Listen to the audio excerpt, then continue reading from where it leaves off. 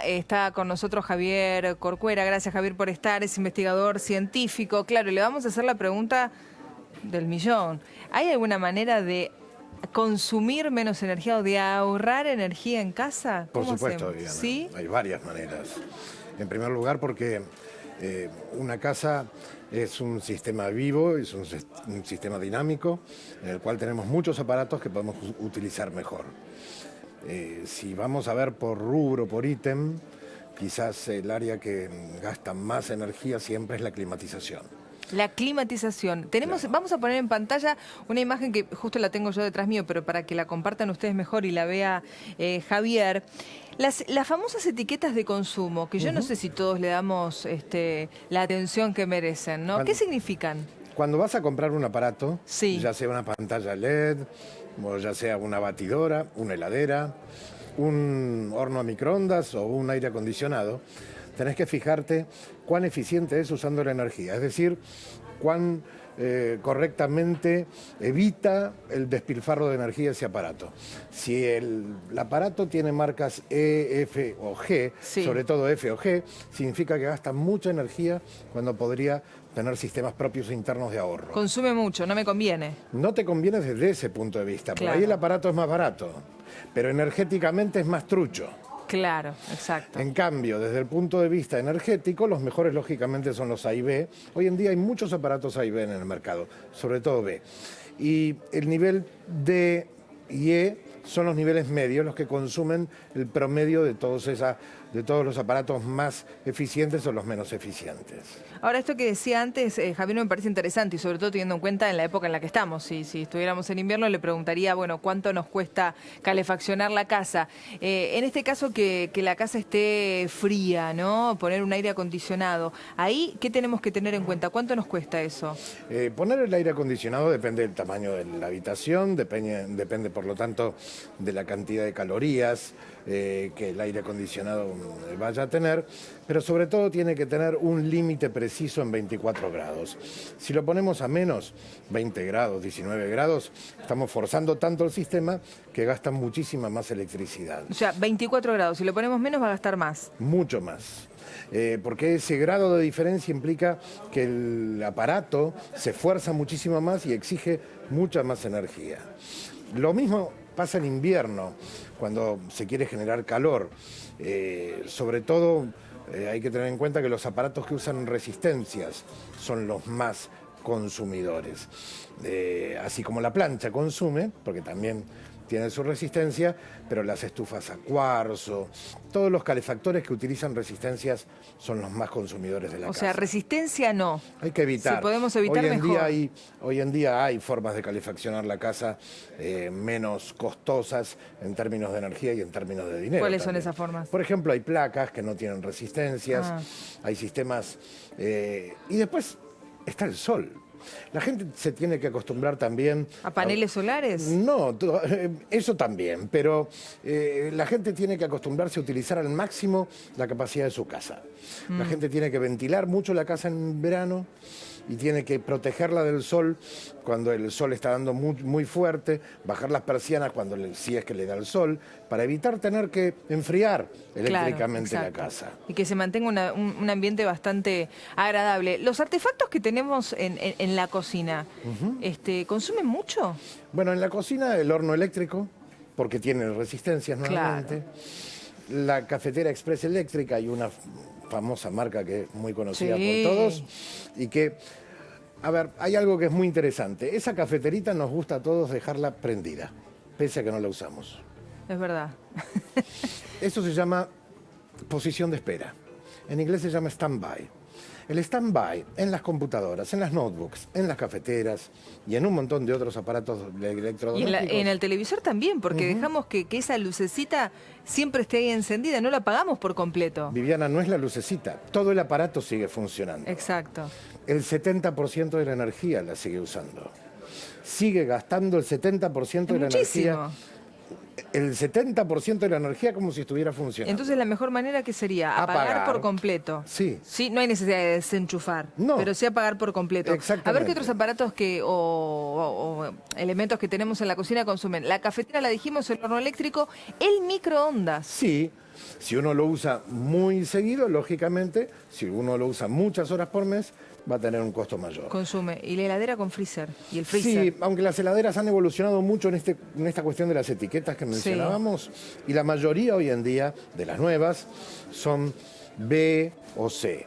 Por lo tanto, estarían siendo mucho más eficientes que las heladeras del pasado. ¿Y qué consume más, una heladera con freezer o el freezer solo? No, una heladera Con freezer. Sí, sí, consume un poco más. Ahí vemos justamente, puede haber una diferencia de 10 watts, pero con la cantidad de horas, porque la heladera es así, no la podemos apagar. Todo el tiempo. Entonces es uno de los ítems que suman muchas horas de gasto energético. ¿Y cuáles son los electrodomésticos que deberíamos tener en cuenta apagar y que no nos damos cuenta? Recién nombrábamos uno, ¿no? Por ejemplo, la tele. La compu. La computadora. La compu nos vamos de la oficina y la dejamos prendida pensando que entra en modo off, en modo stand-by, y se apaga sola. Y no se apagó sola. Y no se apaga sola, claro. Los cargadores de celulares. Bueno, lo que hacemos con los cargadores de celulares no está bien. Sacamos el celular del cargador, pero el cargador sigue conectado a la corriente. Sigue recibiendo corriente. Claro. Y sigue...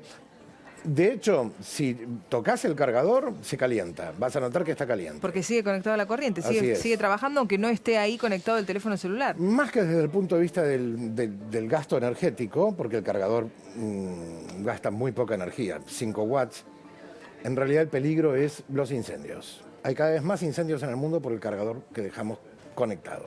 ¿Del celular? En el mundo. Así como los celulares son hoy en día ya la primera causa de accidentes de tránsito en el mundo. Bueno, eso sí, es un horror. El celular nos está cambiando la vida. Nos está cambiando para todo y lamentablemente no sé si tanto para bien. Ahora, recién hablábamos de cargadores, computadora, el televisor, las pantallas, ¿no? Ahí tenemos cuánto consumen, por ejemplo, computadora, la PC, el plasma, el tubo catódico. Sí, la de tubo catódico es la pantalla antigua, la vieja. Sí, ya casi no quedan. No, mamá tiene una, pero en general todo el mundo tiene televisión de plasma o LCD. Todos esos sistemas, el gran cuidado que hay que tener es el stand-by.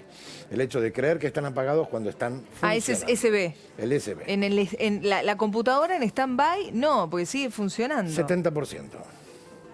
Sigue gastando el 70% de su energía. ¿Y esto siempre fue así? Digamos, no, ahora con esta cosa de ya y nos vamos, no desconectamos del todo, seguimos por las dudas porque cuando volvemos queremos seguir conectados. ¿Pasa por ahí? Yo creo que lo que está de por medio es nuestra capacidad de manejo de nuestra angustia. Porque cuando vos volvés a abrir la computadora, si estaba en stand-by, se vuelve a abrir con todos los programas que vos tenías abiertos. Y además así, de rápido, no tengo que esperar cambio, nada. Cuando la tenés que arrancar de nuevo, te tenés que acordar qué tenía abierto acá y el archivo tal.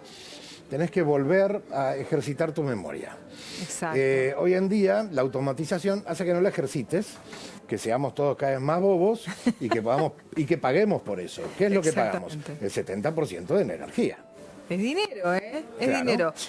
Al momento de elegir, por ejemplo, a mí me pasa mucho, ¿no? La lamparita correcta para la lámpara que tengo en el hall de mi casa. ¿Cómo sé cuál comprar y que consuma poco? Sin lugar a dudas. Teniendo en cuenta cuánto tiempo la enciendo. La del hall, por ejemplo, solo a partir de las 7 de la tarde. Sí, pero hoy en día las lámparas LED, que son lámparas pequeñas que emiten a través de un diodo de iluminación, son mucho más eficientes que todas las que existían hasta ahora. ¿Y gastan poco? Y gastan mucho menos. Mirá, en el gráfico que estamos viendo de consumo, si una halógena anda por el 100%, una LED anda por el 15%. ¿Pero no es 12%. tan económica comprarla?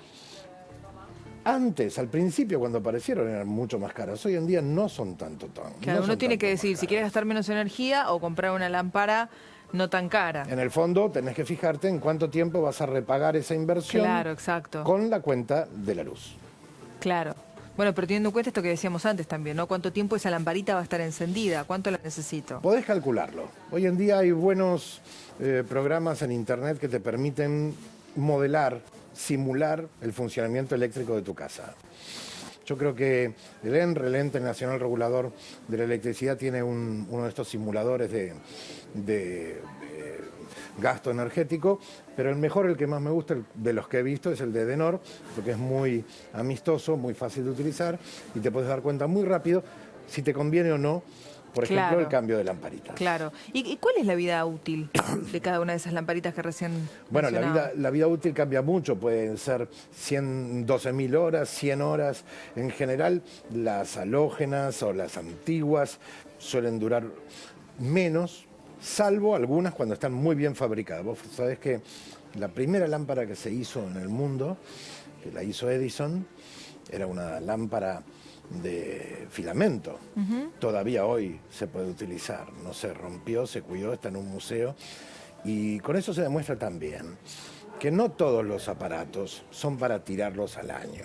Claro, Las lámparas exacto. también tienen una vida útil. Hoy en día las LED tienen una vida útil mucho mayor que las demás, que los tubos fluorescentes, pero quizás una regla de la eficiencia energética es usarlo todo lo que puedas, no lo tires porque sí. Claro, ahí está, la vida útil de las lamparitas. Y las lamparitas esas que usamos para la lámpara de sal no duran nada. Se queman todo el tiempo, fácilmente. El problema es la lámpara de sal. Es la lámpara en sí, Porque la no sal, la lamparita. Porque la sal influye sobre el aparatito y generalmente lo corroe. Claro, Es como si pusieras una lámpara al lado del mar. eso es Hay que interesante. tener en cuenta que estás usando un mineral que tiene por típica acción corroer los metales. Bueno, se puede ahorrar energía en casa. Mucho. Muchísimo. Hay que tener en cuenta estos datos que recién nos brindaba Javier. Gracias. No, por favor, Un placer que ustedes. hayas estado aquí